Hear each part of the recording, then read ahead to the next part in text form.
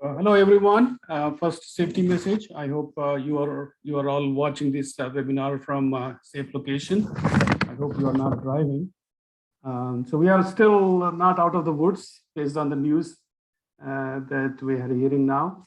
So please get vaccinated and follow all safety requirements.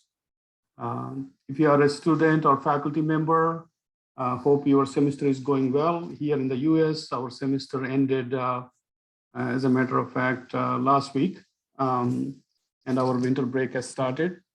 So our next semester will start early January. I welcome all of you to this weekly webinar. We have been having these webinars since mid-January. So this is our last webinar. So next week is Christmas, and the following week is the New Year Eve. So we're not going to have any webinars in upcoming Fridays. So, I want to wish you and your family Merry Christmas and Happy New Year. In terms of going forward with the webinar series, instead of webinar series, we are planning to have workshops on some, topics that need, more research. So it's more on panelists presenting and having more opportunity for a detailed discussion on an emerging topic and what research needs to be done in that area. So I will announce those things. They may not be on a prescribed set schedule, but we will do those things, as and when possible.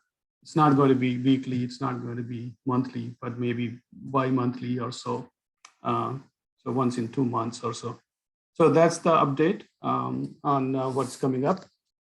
So thank you all. I know some of you have been attending these webinars on a regular basis every week.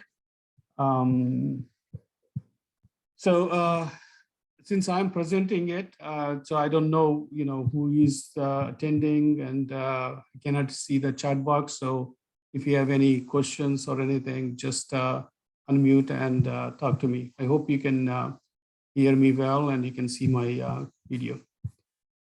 All right, so regarding today's presentation, I have 662 registrants for this webinar. And so please mute your mic and switch off your video. Type your questions in the chat box at any time during the presentation, and the questions will be answered at the end of the presentation. Again, thank you all for joining this webinar.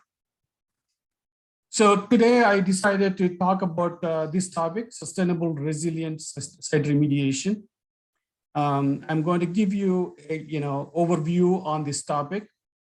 And then I'm going to give you some perspectives for implementation, so that you can think about, there are a lot of opportunities that are there to work on this topic.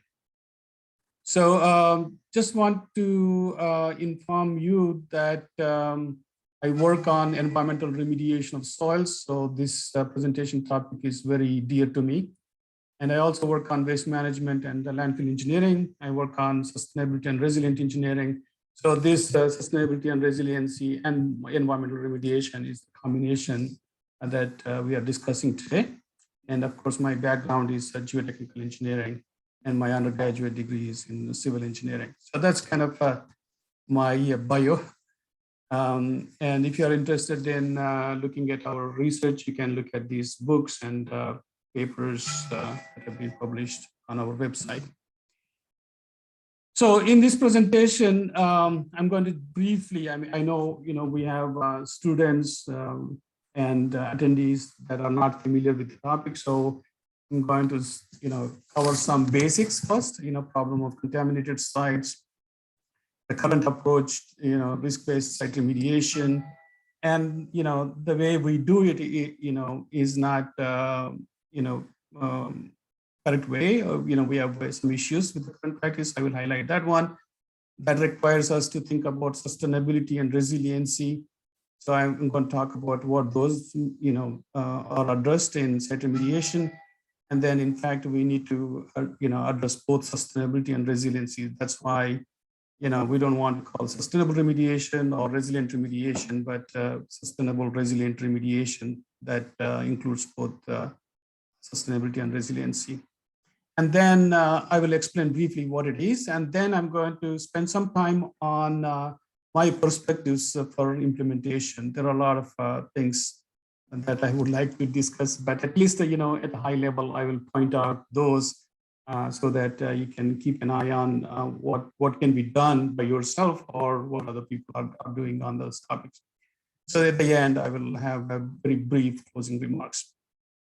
So that, perspectives for implementation, these are all the things that I want to talk about. These are all like emerging issues.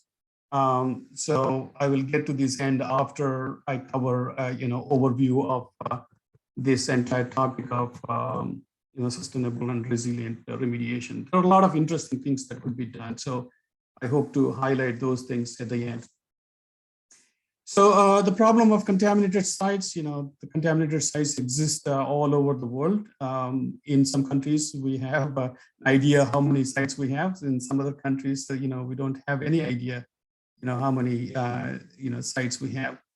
And there are many sources of, contamination, especially when you're talking about soil or groundwater. You can have a particulate matter from airborne sources. For example, if you have air pollution, doesn't mean that it's just air pollution. All the particulate fall on the soil and gets into soil contamination, and then it becomes groundwater contamination. So there are a lot of these different sources of contamination, and if you have to pick one that is a major source of contamination, this is land disposal of solid and liquid waste. I know in the US we have strict regulations on designing the containment systems.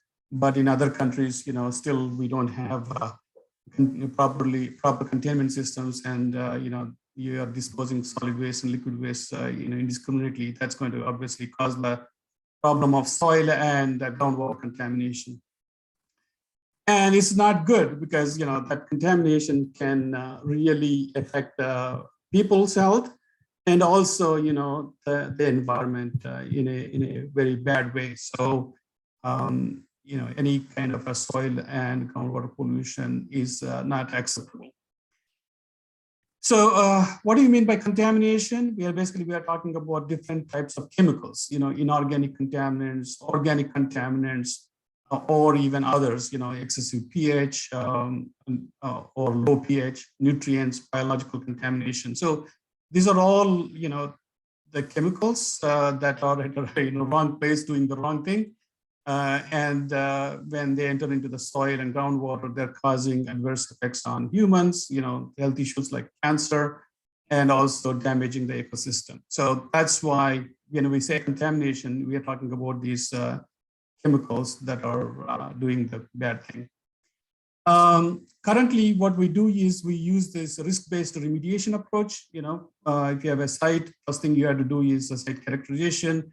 There are a lot of things to talk about site characterization. That's an interesting field if you're coming from the geo side.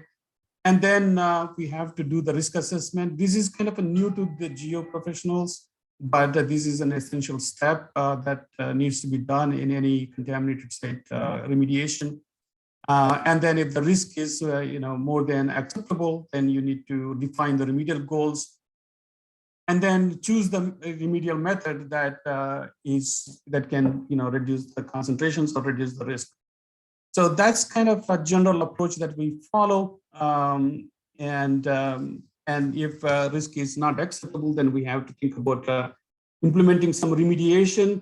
And the remediation, depends upon the site conditions. For example, if you have the source containment, for example, if you have a dump site or like a large waste disposal site, then you're talking about the containment systems as the remedial measures.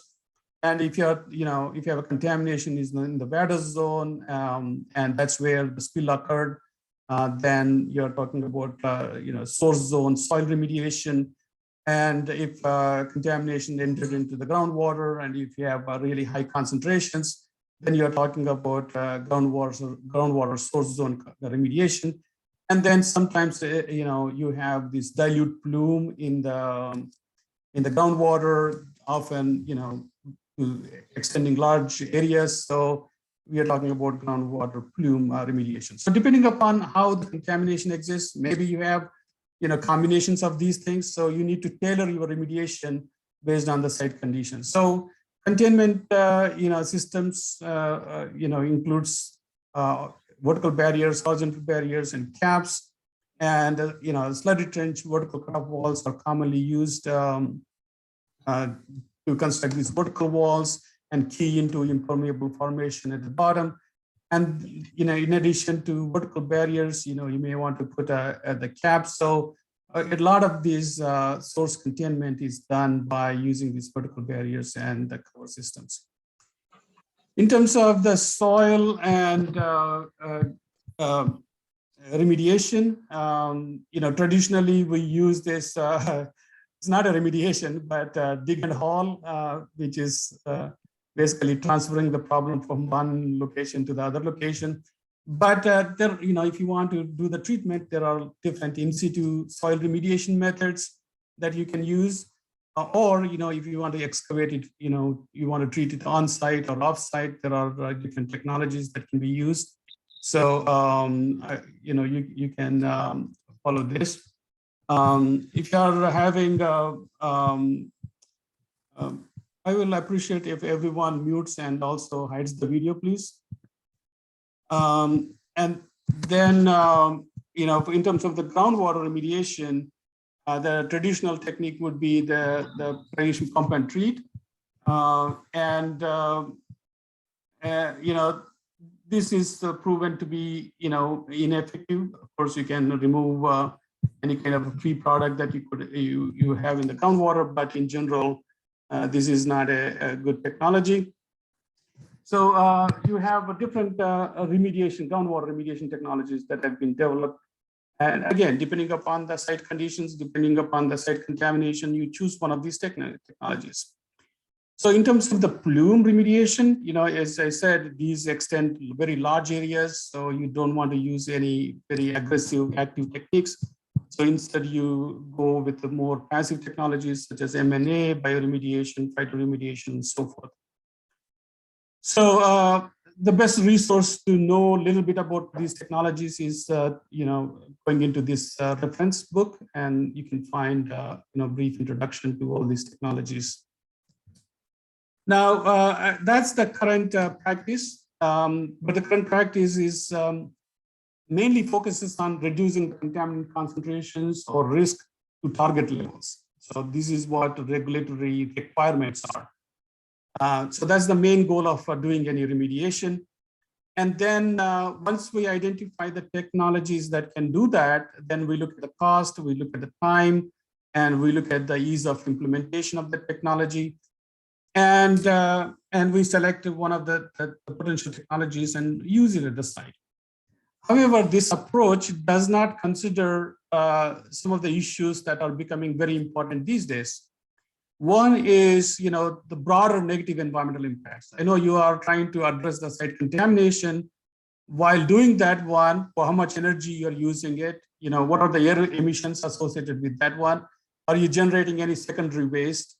How much of natural resources you're using? So what is the net environmental benefit? You're trying to reduce these concentrations. In the process, if you are, doing this other and, secondary environmental damage, it's not good. So that's become very important. And also, life cycle thinking, is not practiced in the remediation field. And generally, we don't look at the sustainability and we don't look at the resiliency. So, going forward, these issues needs to be properly addressed. So how do we address this broader secondary negative environmental impacts? So that has been the focus of US EPA, and they came up with this initiative, Green Remediation Initiative in 2008. They published this Green Remediation Premier, and basically they define green remediation is the practice that looks at the net environmental benefit of the remediation. Of course, the primary goal is to reduce the risk posed by the site contamination, but also looking at these broader impacts, including the greenhouse gas emissions, air pollutants, and resource usage and so forth. So US EPA, defined these 5 core elements of any green remediation. So in addition to reducing the risk or reducing the concentrations, you should look at the energy, air and atmosphere, water, land and ecosystems, and the materials and waste. They developed actually a tool called Spreadsheets for Environmental Footprint Analysis, SEFA, and you can analyze, what you're planning, how much impacts that you can actually calculate the metrics for all these core elements and see, how green is your technology is. And then ASTM is another source that you can look at in terms of the green remediation. So there is a standard guide for greener cleanups. And the purpose of this standard is to give you, best management practices that you can look at it and see how many of them you can actually include in your remediation process. So there is a table that lists all kinds of best management practices, because sometimes you don't know what you want to do, practice a green remediation, but you don't know what to do. So going through this list, will help you. So you go through this list and check mark which ones you can actually implement in your remediation. And so that becomes, green remediation. So then, okay, we look at the remediation from a green remediation point of view, but one thing we have to think about is the life cycle thinking. So a lot of times people, do something related to just the remedial design and implementation. It's not like that. So you need to look at the entire remediation project life cycle, from site investigation to remedy selection, design and implementation, operation and maintenance, remedy optimization, closure. So in all these, life cycle stages, you're going to use these materials and energy. So in each life cycle stage, you need to look at, what are the material input is, what is the energy input is, because, the environmental emissions are going to be depending upon, these inputs. So you need to look at each life cycle stage, project life cycle stage, and then look at all of them together, to look at, what are the total emissions that you have. So instead of considering this one stage, any remediation project should look at this life cycle thinking, consider all the life cycle stages. Now, sustainability is a, broader than just the green remediation. So, all of you, have heard about the sustainability definition. This is from UN report, development that meets the needs of the present without compromising the ability of future generations to meet their own needs. I'm sure you have seen this definition, but that's a philosophical definition, but the functional definition, there are many functional definitions depending upon which organization you look at it. But in all those functional definitions, the common theme is the triple bottom line. So you need to really look at the environmental, economic, and social conditions or impacts such that the quality of life can go on indefinitely. So that's kind of, summarizing the functional definition. So this sustainability is not only important in remediation, but all the things that we are doing, in every field, this has become important. Why we are worried about sustainability now more than, a few years ago? Because of, concerns with the population growth. This is not a fiction. This is not a theory. The population is exploding. And as the population increases, obviously, proportionally, you will have a depletion of natural resources. You have increased greenhouse gases, increased pollution, increased waste generation.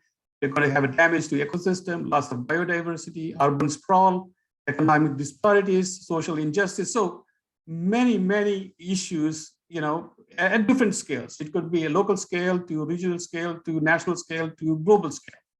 So if the population is continuing, if these issues are, becoming more and more, we cannot expect to have the same quality of life, for the current generation. And obviously, we cannot expect the same for the future generation. So we are on a unsustainable path if we don't do anything. So that's why, everybody talks about sustainability and doing something, because they see a dark future ahead.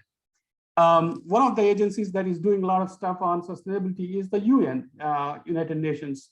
So they developed the Sustainable Development Goals. So everybody who works in sustainability field should know this one.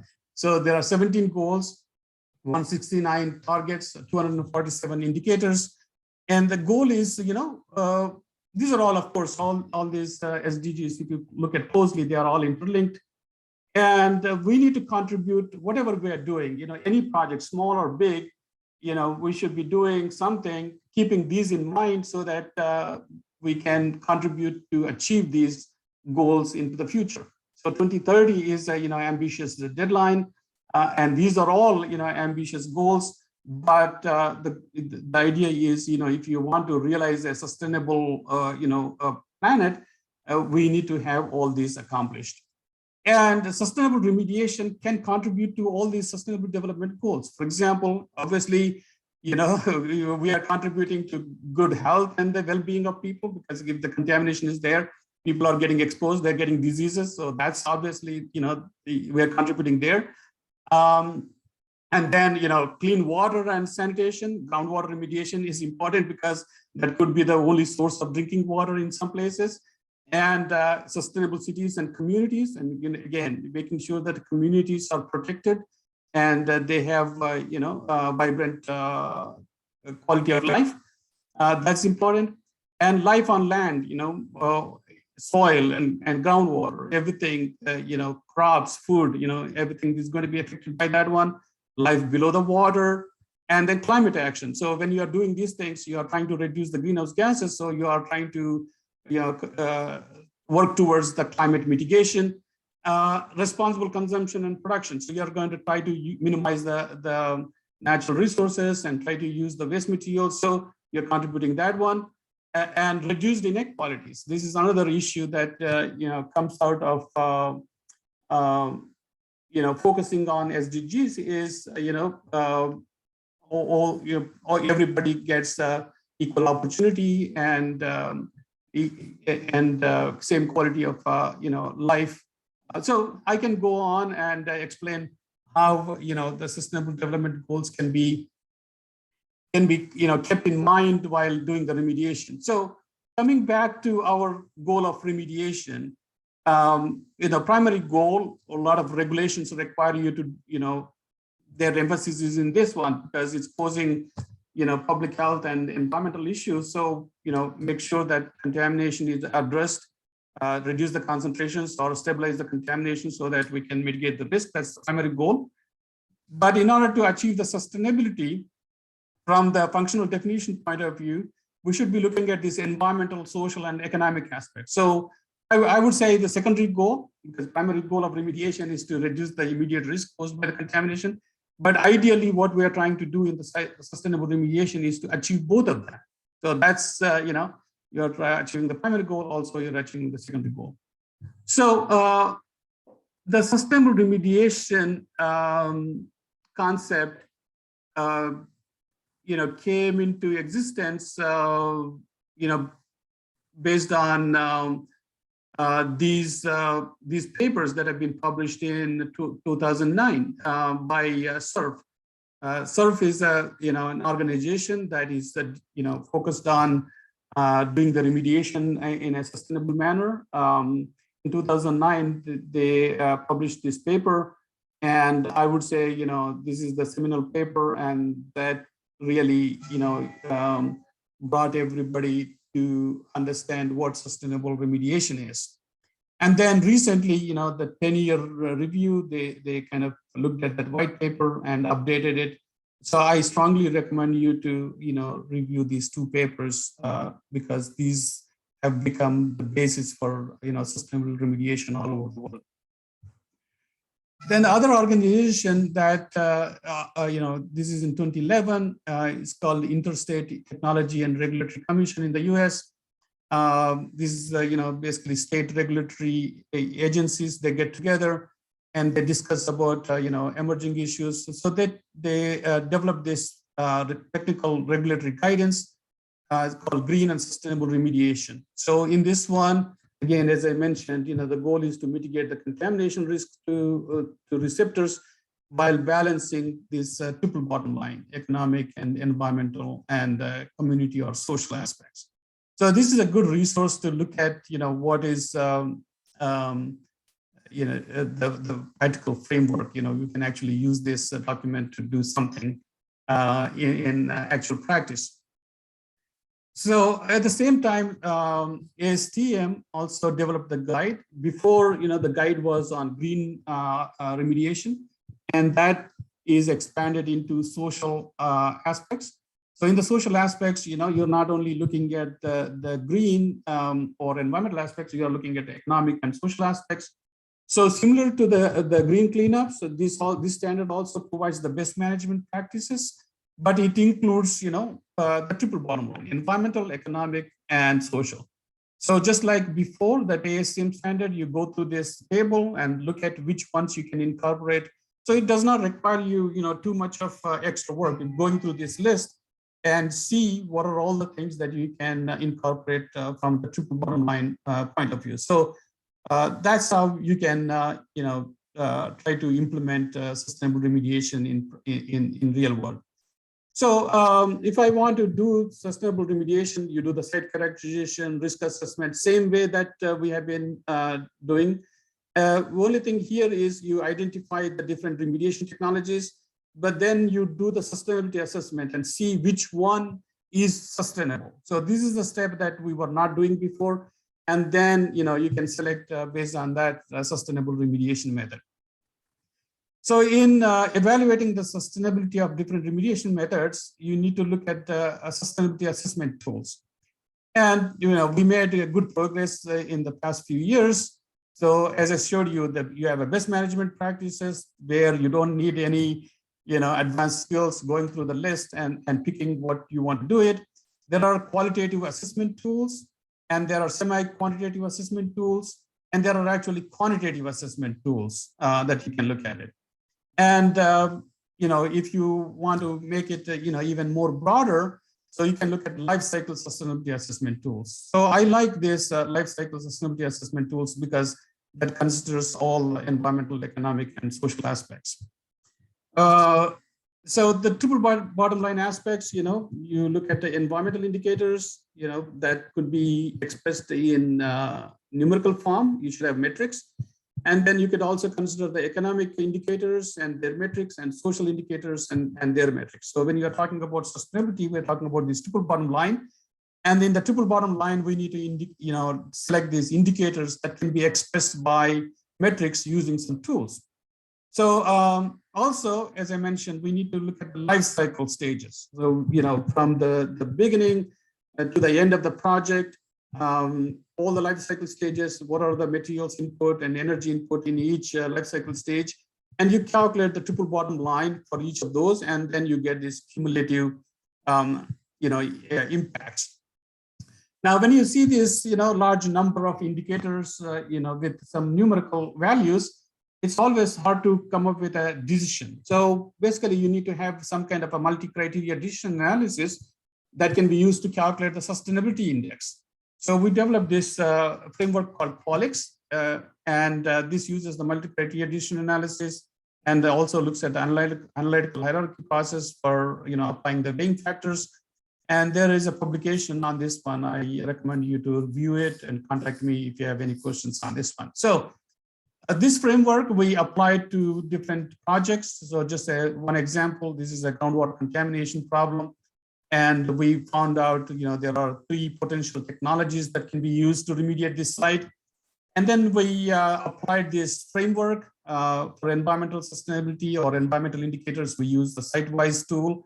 Economic indicators, we calculated direct cost and social cost of carbon. And social sustainability, we use the social sustainability evaluation matrix. And then we gone through that framework and we calculated the sustainability index. As you see, with this one sustainability index value, you can see which technology is more sustainable. So in this case, in situ chemical oxidation came out to be the more sustainable option. So there's a paper on this one. You can go through the details in that. And again, if you want to expand your knowledge on sustainable remediation, there are many sources, but this is another source to consider. Now, sustainability and resiliency are different. So if you consider the sustainability, doesn't mean that your remediation is resilient. So it's important to consider resiliency. So what is resiliency, right? So a lot of times the resiliency is associated with a climate resiliency. So you have probably seen or heard about IPCC reports. The latest report also shows that greenhouse gases are increasing. As a result, we have having the global climate change, and that is impacting current generations and future generations. In what ways? Because this climate change and extreme weather events are leading to extreme precipitation, a lot of flooding in some places, extreme heat, extreme cold, extreme winds, sea level rise, storm surges, and hurricanes and tropical storms. All these things are contributed to the increased greenhouse gases and consequent global warming effects. And again, this is not fiction. You can see, almost every day you can see on TV that some extreme weather events are happening or climate change impacts are being, felt. So some places it's extremely dry, very cold, a lot of flooding, hurricanes, tornadoes, ice melt, hunger, wildfires, air pollution. All these things are in fact is happening, and these are going to become even more as we go into the future. That's why we need to act, and on every project that we work on. So this graph shows the number of events with time, these climate change events. And as you see, this bar chart and the size is increasing as we go through these years. So which is not a good trend to see it. And some of the events are so bad that the costs are over $1 billion to recover from these things. Again, this data shows that in the US, some of these impacts are causing the damage over $1 billion, and those $1 billion disaster events, over $1 billion disaster events, are even increasing it. So again, we need to do something, otherwise, we cannot sustain. So climate change impacts, you're talking about the temperature changes, precipitation changes, wind changes, and wildfire changes. So these are going to happen differently at different locations. And, we focus more on climate change impacts, but when you talk about resiliency could, include even other extreme hazards or extreme events. So like pandemic or aging infrastructure, suddenly your power is cut off, and, and growth in urban and coastal populations. So as you see from these trends, the population in urban areas and coastal cities. The first graph is the population in Delhi. You can see, the curve, how it is going up. And the population, the second graph shows the population at a coastal area, Miami in the US. Again, see the trend. I mean, you have a limited, area, and people are moving in, and, the density is going to go up, and that's going to lead to a lot of problems. So now, in the future, of course, climate impacts are immediate concern, but we should be thinking about more than climate impacts. So resiliency is kind of a very broad term that considers all kinds of extreme events. So the resiliency means ability to anticipate, prepare for, and adapt to changing conditions, and withstand, respond to, and recover rapidly from disruption. So there are many definitions for resiliency. I chose this one. This is the definition that is in presidential executive order. And so the whole idea is, whatever we are working on, that should not collapse, during these extreme events. So it should be able to withstand and adapt and recover, and not have huge losses that otherwise we expect. So the concept can be explained very, simply using this graph. As you see, if a disaster happens, so the functionality goes down, and then hopefully the system does not collapse completely. But when the disaster recedes, it can come back, and then again, you hopefully you learn something and you did some adaptive measures, and then next time when the event happens, hopefully the damage to functionality is not that significant. So this whole idea is lesser damage and faster recovery, as we go into the future, as we are expecting these events to keep on happening, at least into the foreseeable future. So that's kind of, the resiliency. Anything that we are designing, this is kind of a general, not necessarily for remediation, but any civil infrastructure or any project that you're looking at it. This is the concept of resiliency and resilient design. And we want to apply the same concept for remediation. First, when you remediate it, you have to look at the life cycle of the project. And then in that life cycle, are you talking about 50 years or 100 years, whatever the time frame, and you expect some of these extreme events to happen. So when the extreme events happen, you're going to compromise the performance. But as I said, you want to still maintain the minimum performance, and then hopefully it will recover to acceptable level. And in ideal situation, hopefully it will recover to the original situation, or even becomes better if you do some adaptive measures based on the experiences that you have with every event. So that's what needs to be done for remediation projects also. And this has become extremely important and necessary to do this one, because US EPA climate adaptation, US EPA developed its climate adaptation plans.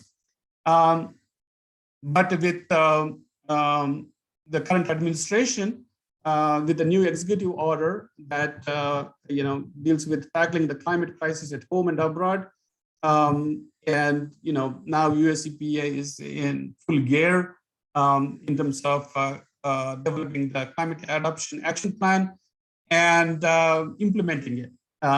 So in fact, US EPA is embraced on all these priorities. So integrate the climate adaptation in EPA programs, policies, rulemaking processes, and enforcement activities. That means, all the remediation projects have to address the climate adaptation. And there are implemented measures, measure and evaluate performance, and also, think about new ways of, climate adaptation. So this has become a necessity now.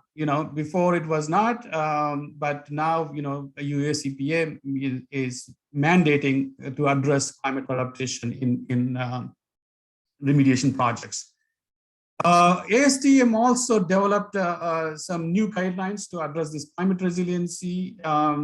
This is one they developed in 2015, but there is one that is developed very recently, 2021.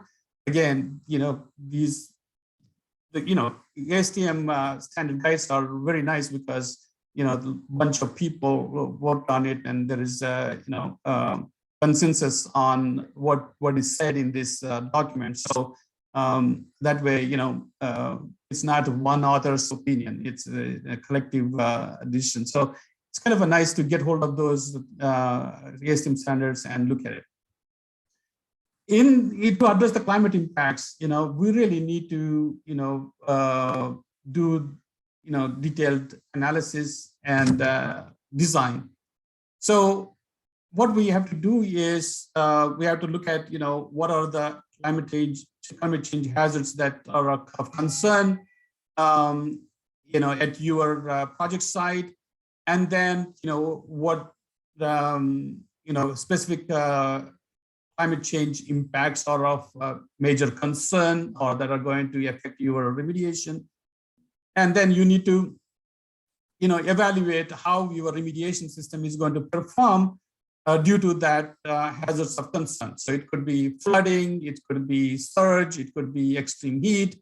So that's called vulnerability assessment. So basically we are identifying what are the extreme hazards that are going to be happening at your site, and how your remediation system is going to, perform.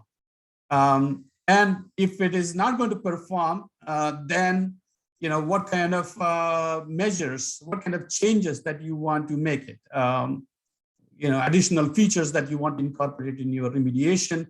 And then you may have multiple options of incorporating resilient measures, but you cannot do all of them. Prioritize which ones are more impactful and then try to implement them. So this is basically called resiliency measure selection. And then out of that, select the ones which you want to consider are impactful, and you try to implement them. And then once the remediation is done with those adaptive measures, that's not the end of the story, because the climate impacts are not well defined, right, going into the future. So you need to monitor and periodically assess the adaptive capacity, and that's called adaptive capacity evaluation. So there's a constant monitoring that has to happen. In all these things, this is not a perfect methodology. There are always unknowns and associated risks. So you need to bring in all the stakeholders, public, planners, designers, owners, to understand the assumptions that are being made and the risks that are associated with this assumption. So you need to bring in stakeholders on board. In doing this vulnerability assessment, depending upon what is the issue, like heavy precipitation or wind or sea level rise, so you need to have tools to estimate those impacts at your project site. So there are some tools that can be used to consider what impacts that you're going to have at your project site. So there are projects that are being addressed these days. For example, this is the landfill right along the harbor, and you're expecting a surge and erosion issues. If you don't do anything, you could have waste going into the harbor. So for the expected surge and to protect from erosion, and the surge protection, and they planned this system, seawall with wetland. So this is going to be protected. So you don't want to wait until things go bad. So this is anticipating what could happen into the future and acting now and making your existing remediation more resilient to the future conditions. Or if you are starting a new project, making sure you consider these impacts and design accordingly. Same thing, other project here is the sediment remediation, and if they don't put this protective wave attenuating structures into this ocean, then this whole area is going to be inundated. So again, predicting what could happen under future scenario and acting on mitigating those impacts. So this is another example of that. So we talked about resilient remediation. And before that, I mentioned about triple bottom line and sustainable remediation. But we need to have both of them. And there's a lot of confusion about these two terms. What is sustainability? What is resiliency? To me, they are two different ones. The sustainability is all about, looking at the long run, and triple bottom line, social, economic, and environmental aspects. Whereas resiliency is all about, performing satisfactorily under, unexpected crisis conditions or turbulent change conditions. So, it's like a, fitness and then continuity. So you need to have both of them in any given situation. So how do we address both of them together, right? So you need to have some kind of, systematic framework for achieving these things. Of course, you can do, sustainability and resiliency, or resiliency and sustainability. You can play around with that one, but it's good to have a good framework. So this ITRC guidance on sustainable resilient remediation is a good resource to look at what can be done on these things. So this is basically, updated version of the green and sustainable remediation framework that I showed you before to address, the sustainability. And in this one, the resiliency is incorporated in addition to the sustainability. So it's kind of, this is the table of contents, it's an online document, it's a free document. So it tells you not only looking at the remediation itself, but also looking at the social and economic dimensions of sustainability and resiliency, and integrating the resiliency and sustainability into the remediation projects, and then key sustainable best management practices. So there are a lot of things that you can take away from this document and use it and to develop sustainable and resilient remediation projects.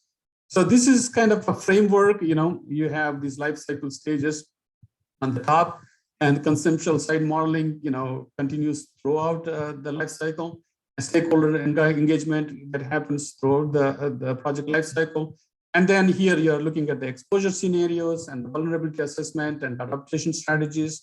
And you are looking at the mitigation strategies based on this SRR, sustainable resilient remediation goals, and quantifying them, or best management practices and so forth. So you're incorporating those measures that will contribute to the sustainability and resiliency, and risk management. So you need to have risk management, risk communication with the stakeholders, and the project itself. So this is kind of a very nice the framework. I worked as a team member for this team and also for GSR team. So it's very nice to work with a lot of professionals who have many years of experience working in the remediation project. So I learned a lot from these ITRC team members, and also Sustainable Remediation Forum SURF members. So it kind of, for implementation, again, we look at the site characterization, risk assessment, and then you identify potential remediation methods. Before we were jumping into sustainability assessment, before that, what we had to do is do the vulnerability assessment, and then make sure that the remediation system is resilient. And then you go into the sustainability assessment. So then you have a sustainable and resilient system. So identifying the vulnerabilities and selecting the climate adaptation measures is kind of a new one when you're talking about resiliency. And sustainability, is similar to what we have done before. There are not many, case studies that can be shown for both sustainability, that incorporate both sustainability and resiliency. I found this project, is a disposal site with asbestos. They, experienced the extreme weather situation, and then they are expecting sea level rise and other issues. With this one, they evaluated different options, and they applied the traditional criteria for selection of these things. And then, based on the sustainability and resiliency, considerations, maybe the capping was selected, the bank stabilization was done, and then also, it has a vegetative cap and liners, and they're required to be maintained on a quarterly basis and respond to any extreme weather events that could happen, like hurricanes or something like that. So these kind of projects are taking off, and more will be expected in the future. So that one gave you, whole overview of sustainable resilient site remediation. So now I want to take a few minutes to go through some of my perspectives for implementation. So I have a long list of ideas or perspectives that should be considered in sustainable and resilient remediation. So I want to just go over these things very quickly, because you need to keep thinking about these emerging issues into the future. So resilience cycles. Resiliency is not a linear process. So, you plan, what is expected at the particular site, like the vulnerability assessment I mentioned, and you come up with adaptation strategies. And then let's say, you experience some, extreme event, and then you hopefully, whatever you, planned worked in terms of the adaptation. If it didn't, how you were able to recover from it. And, then, the lessons learned, and then think about what else could be done to improve the situation going into the future. and then incorporate that one and implement those adaptive measures in this one. So this is a a lot of people look at this one as a resiliency cycle rather than showing as a linear process. Once you do adaptive measures one time, that's not the end of it. You have to continuously go through this cycle. So that's the one interesting thing that we should keep in mind.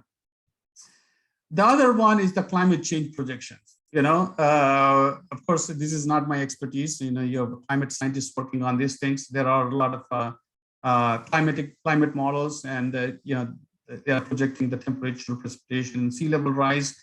But in these assessments, there's a large uncertainty in the predictions.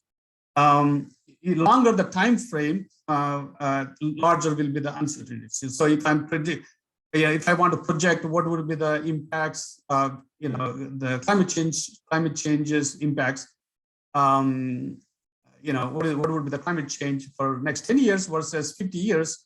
So 50 years would have obviously more uncertainty compared to the 10 years. So there is a risk versus cost.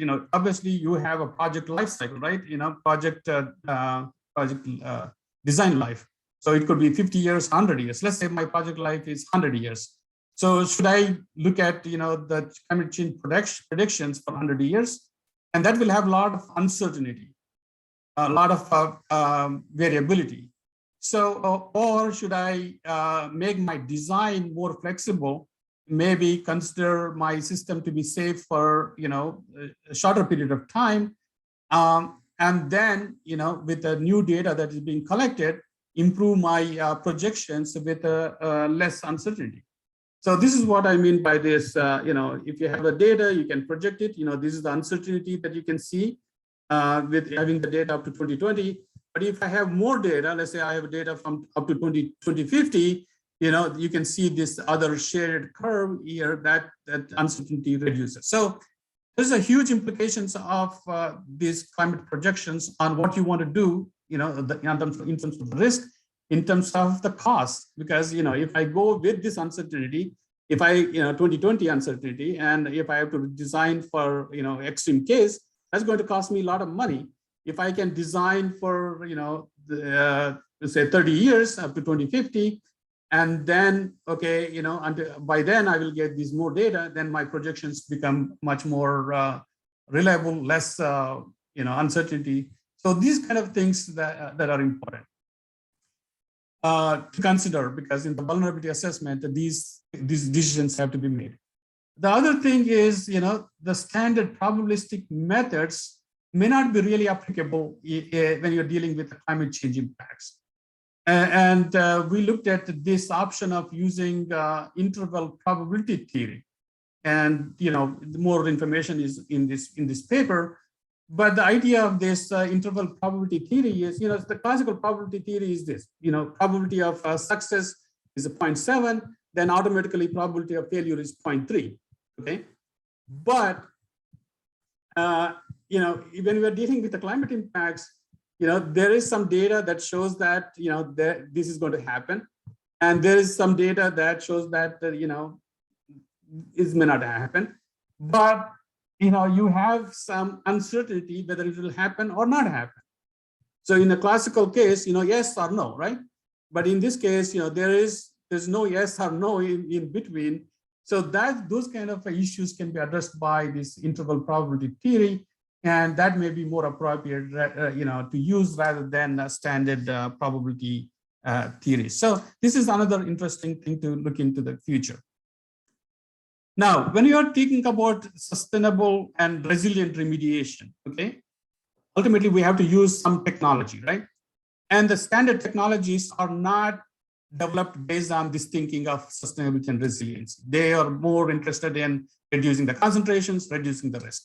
But if you think about this sustainable and resiliency concept, nature-based remediation options are both sustainable and resilient. So we should be doing more research into nature-based remediation technologies and developing the practical guidelines and actually implementing these kind of the technologies. I found a nice paper that is published recently. So I would suggest you to look at this one for this. And also, you have to integrate, right? The nature-based solution. So you start with whatever you could at the minimum, and you can adjust your nature-based solutions to meet the goals. So that's another interesting concept. And when you're talking about nature-based solutions, you're talking about constructed wetlands, retention systems, and the plants. So these are all kind of nature-based, and these are sustainable. These are resilient too, for all the climate conditions that we're looking at. The phytoremediation of soils, that would be more, sustainable and resilient. And then if you have a groundwater, there's a tree well technology that is being used to remediate the groundwater. Again, you plant the trees and then walk away, and the plant is doing all things instead of having pump and treat systems that go on forever with all that the energy expense, air emissions, and all those things. So these are kind of nature-based solutions that could be used. And of course, bioremediation would be the best choice out of the existing technologies. You could do the in-situ bioremediation in the water zone, or in-situ bioremediation of groundwater. You can do that one. Of course, you need to engineer, basically supply some nutrients, or even do the bioaugmentation. But these are generally sustainable and resilient. And obviously, you don't have right conditions all the time, so you need to intervene to help these natural processes to be successful. For example, electrobioremediation, where you can apply electric potential, and not like a electrokinetics to as a remediation technology, but electrokinetics as a delivery to enhance the bioremediation process. So we want to nature-based, passive, in-situ, coupled, regenerative technologies. But in all the cases, it's not possible, right? I mean, I want to use the nature-based solutions, but I have a contaminated site in the middle of the city, and then I need to really build on that site tomorrow. You cannot think about nature-based solutions, because nature-based solutions will take some time, and the space. So there is a room for having excavation and treatment in part of this overall strategy. But what I mean to think about is, excavation and dumping in a landfill is not a good option. So we really need to, have ways of remediating it and reusing, the materials, so that we have a kind of a circular economy system. So it's not all nature-based, but some cases we may have to use, other options. But we need to make sure that those are really regenerative. So other thing is, this is a no-brainer. We need, wherever it's possible, we should be thinking about renewable energy. So you will see in sustainability assessments, greenhouse gas emissions, they're all due to the energy usage. If you use the conventional energy, you're going to get a lot of greenhouse gas emissions, air pollutants. So we need to be thinking about using renewable energy, any project that we have. And of course, you get obvious benefits out of that: greenhouse gas emissions, natural resource conservation, elimination of pollution, reduction of the waste generation. So all those things will automatically come, if you're using the solar energy or wind energy or biomass energy or geothermal energy. And there is a lot of emphasis in the US to use that, US EPA as a recommended checklist, and also documented case studies on how renewable energy is being used in actual projects. Now, other interesting thing that we should be looking at is what materials that we're going to use. And the materials that we're going to use should be, green products. So this EPD, Environmental Product Declaration, labels, just like, how you have food labels with all the calories count and everything. So you will have a labeling that, the results are based on the LCA, and it will tell you, what life cycle stages are considered in this analysis, and they give you the environmental impacts of that one. So the greenhouse global warming, the carbon footprint, ozone depletion, acidification. So all these impacts that you get from LCA, they are here. So every product, the product manufacturer is providing you this data, and this is a third-party verified. It's just not just that the company is making up and giving you. So it's verified by somebody else, third party, And then if I use this product versus that product, you can compare which one is more environmentally friendly. So I can just look at the carbon footprint, I mean, these are available per unit, declared unit basis, per ton or per square feet per yard or something, the conventional units. So we can think about using the products that are EPD certified. So that's another thing that we could do it. Now, other interesting thing that we could do, in sustainable and resilient remediation is using, the technologies, emerging technologies like everybody's talking about, artificial intelligence, machine learning. In other fields, they are using it, and we should be able to use that one in remediation field too. So artificial intelligence, machine learning, deep learning, remote sensing, these are all will make our remediation, more sustainable and also resilient. So, for example, I like this case study that is done in Iran. They use the groundwater modeling and mod flow and MT3D, and they modeled it, and they created different scenarios and created the database. And based on the database, they created the surrogate models. And you can see the surrogate models, with the training data and the test data, the surrogate models are found to be good. And then you can use this algorithm to, predict what you want for your remediation. So this was done, this project, the groundwater was contaminated. You have these pumping wells at different locations. So the idea was to reduce the concentration to a certain level. And this, based on this artificial intelligence algorithm, at each well, you see these bars, those are the pumping rates. So at each well, there's a different rates of pumping, different flow rates, and at different times. So if you can pump at these rates, at these times, at these locations, you expect this overall groundwater concentrations, to be decreasing. So this is kind of a very powerful way to, optimize the remediation implementation plan. And you can predict what would happen if that, pumping sequence is implemented.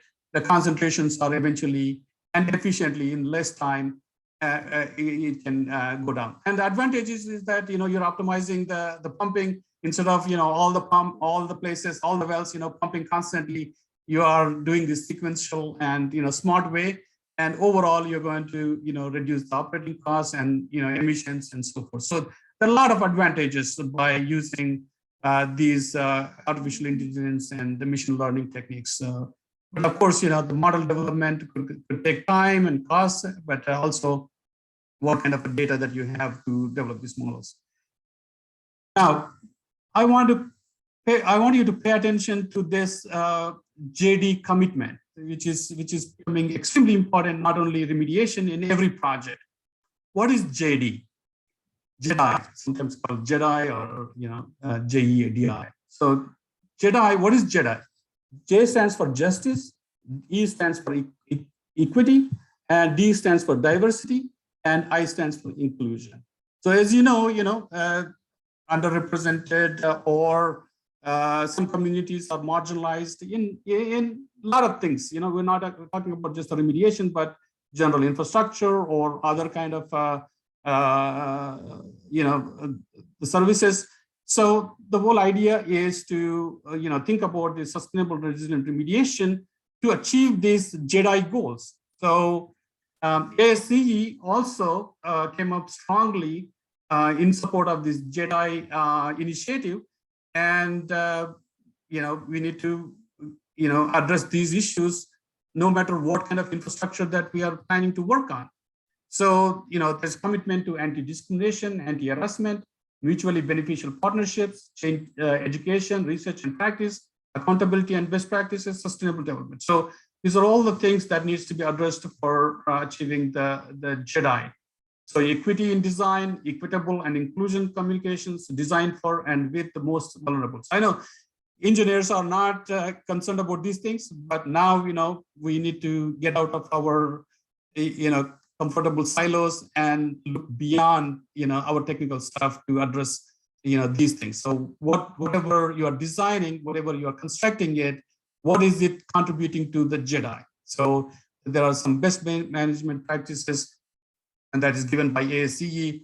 And you need to document, how well your project is going to contribute to these aspects in addition to serving the basic purpose. And US EPA is very keen on environmental justice because a lot of contaminated sites are in areas where poor people live or colored people live. So there is a basic definition about environmental sustainability, and environmental justice has become a big issue under current government. One thing that can be easily done is US EPA has developed the EJ Screen. This is a screening tool that you can use. Give an address, and it can give you demographic information and environmental information. So you can look at it, how that area, what kind of population is living in that area, and what are the environmental metrics that you can expect. So you can get the simple out with the least amount of effort. You can get this data. I'm not showing the demographic data, but environmental,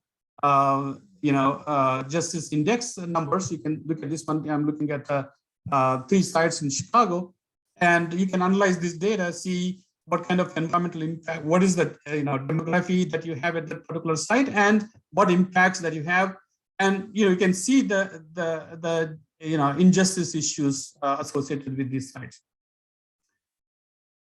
Now, one more thing that I want to mention is mapping to SDGs. I know we look at, when we're talking about remediation, sustainable resilient remediation, we are basically focusing on our project, but we really need to think about in a broader context. What am I doing towards the sustainable development goals, by working on these site remediation projects? Just with my students, we have gone through some case studies, and we looked at it, how these remediation projects have contributed to the sustainable development goals. For example, this is a site, the groundwater was contaminated. It was being remediated with the groundwater extraction and treatment systems. And there was a soil vapor monitoring system, and there was an indoor vapor mitigation system. So then we looked at it, how this contributed to the sustainable development goals. So there were 5 sustainability development goals that, this project was contributing in a significant manner. That's clean water and sanitation, responsible consumption and production, partnership for the goals. So we have given the justification why this project is contributing towards the sustainable development goals. And then we identified this SDG 15 is kind of applicable. It addresses us, but not as extensively as the previous ones. These are the moderately applicable SDGs. Again, analyzing it, what are you achieving with your project, by doing the remediation? What global effects that you can achieve? You're doing the small thing, but all small things will contribute towards the bigger thing. So, and then we looked at not only the case study is this one, SDG 17 goals. You look at it scale, 5, 4, 3, 2, and 1. 1 is like really bad. And we looked at not only this case study, we looked at different case studies, and you can look at this one. SDG 1 is not being addressed.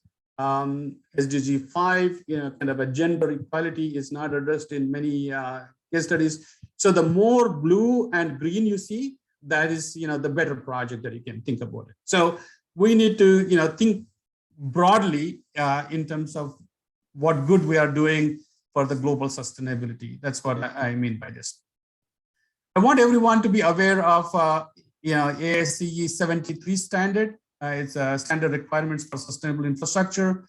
When you talk about infrastructure, ASCE includes solid waste issues, stormwater issues, wastewater issues, drinking water issues, hazardous waste issues as part of infrastructure. And this standard is applicable for all the infrastructure, including things that we talk about, geoenvironmental issues. So there was a draft that is circulated, and it was open for comments. And this is supposed to become a national consensus standard for what you call as a sustainable infrastructure. So you really, this is kind of a nice, because if you have a standard and if you kind of require or encourage people to follow the standard, then things become more accepted and people start doing it. So in this standard, you have this, 6 categories, and we need to address all the outcomes. There are 29 outcomes. You need to have at least 19 outcomes, in every project. So if it is, if a outcome is not applicable, that's considers, you're not meeting one of the outcomes. So this is kind of a nice. I'm looking forward to having this standard finally approved, and I want people to start using this one. And then we also have a ISI Envision system, and I know this could be also used for evaluating sustainability and resiliency of environmental remediation systems. Of course, this is applicable for any infrastructure, but it could be applied to sustainable and resilient remediation. I just want to mention lastly this equalizer. We developed, this is a kind of a new framework we recently developed to address, remember the Polix that looks at the sustainability, and we added resiliency part, and we try to make it more flexible to accommodate all the different tier level tools. Basically, we're talking about the triple bottom line and as well as the resiliency together. So this framework is consists of 4 phases, and each phases there are different steps.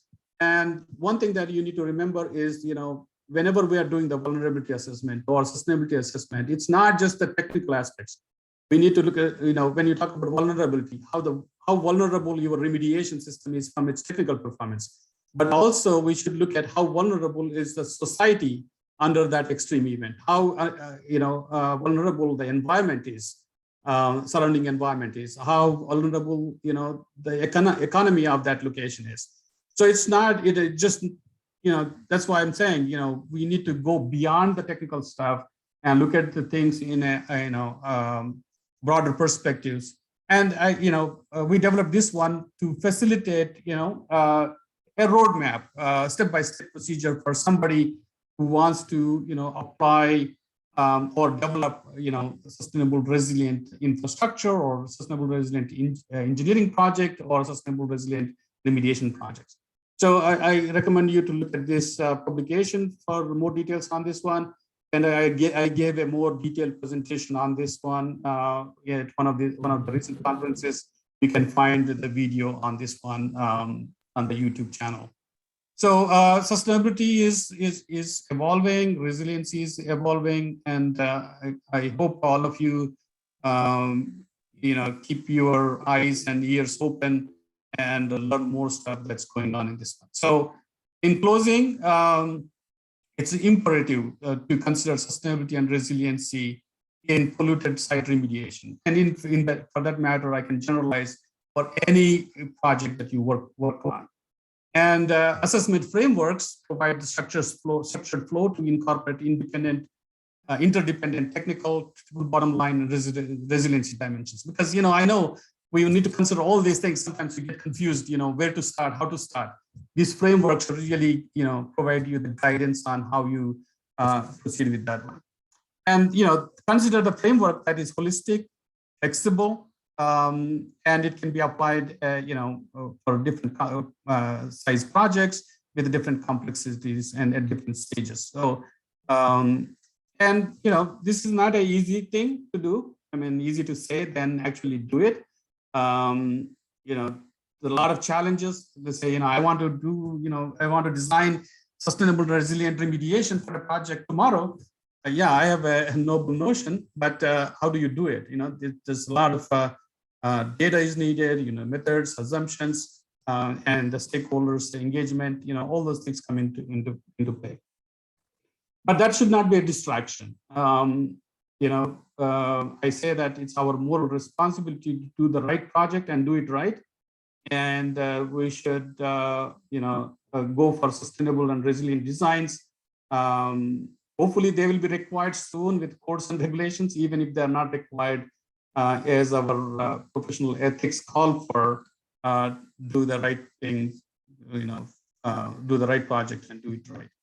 So with that, I know I have taken a lot of time, but I want you to, take this contact information, and these are my website information.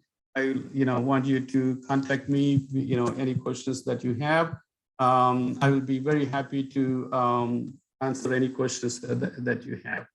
You can unmute and ask questions, or, you can, send me email. So let me stop sharing so that I can see who are all present. Yeah, thank you so much for being here. And let me just stop recording here. Okay, let's take some questions.